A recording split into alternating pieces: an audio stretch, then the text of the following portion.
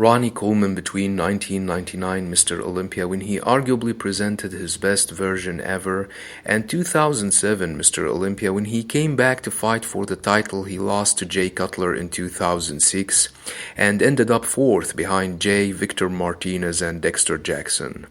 You can notice that Father Time took its toll on his physique, and it shows in the overall muscles, proportions, symmetry and aesthetics. Even tanning looks better in 99.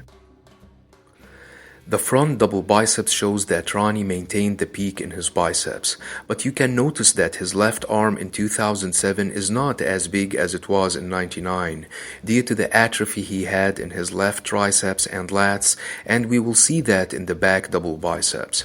His midsection was tighter in 99 and his thighs flowed better, but to some extent he maintained the same definition and separation in his quads.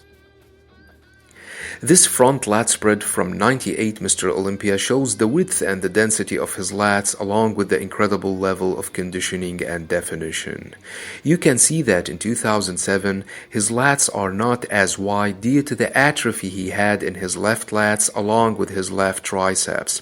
The overall muscular proportions and symmetry declined, although he was only 43 years old in 2007.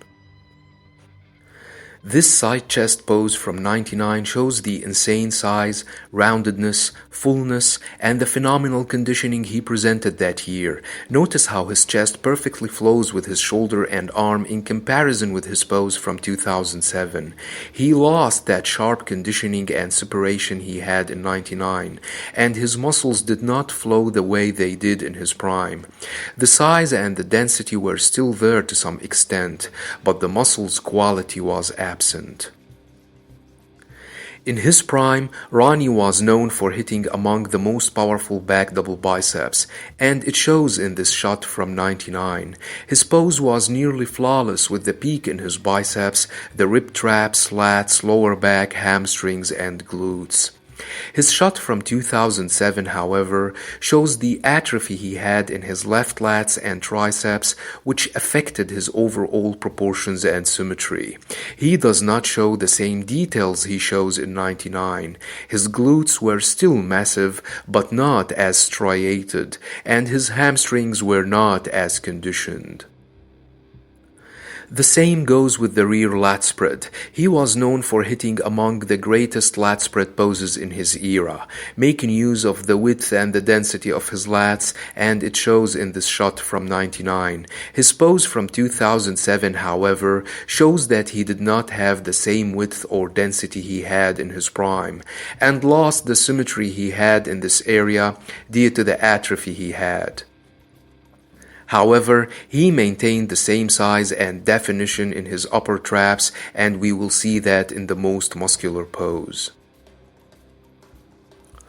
Ronnie never had the best abs out there, but his abs from 99 were tighter and his thighs were more massive and fuller. His left lats and arm looked definitely smaller than his right side in the shot from 2007 due to the atrophy he had.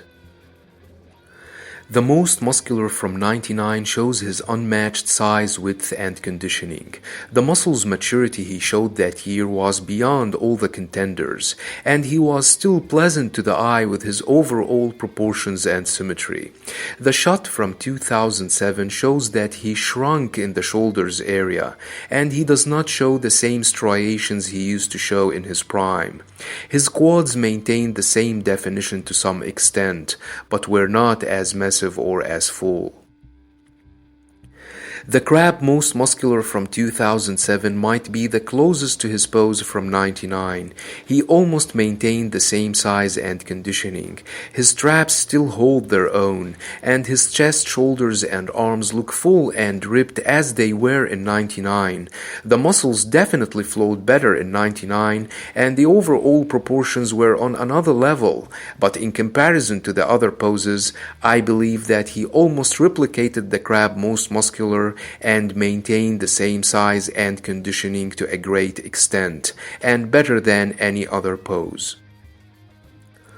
Ronnie Coleman will always be considered among the greatest and the most dominant bodybuilders of all time.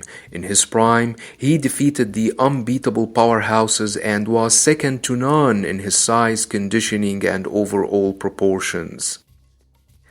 In fact, it wasn't Jay Cutler who defeated Ronnie as much as Father Time, the insane hard work, and the extremely heavy weights he was lifting throughout the years. Wish you the best of health and happiness, Ronnie. Thanks for watching and have a nice one.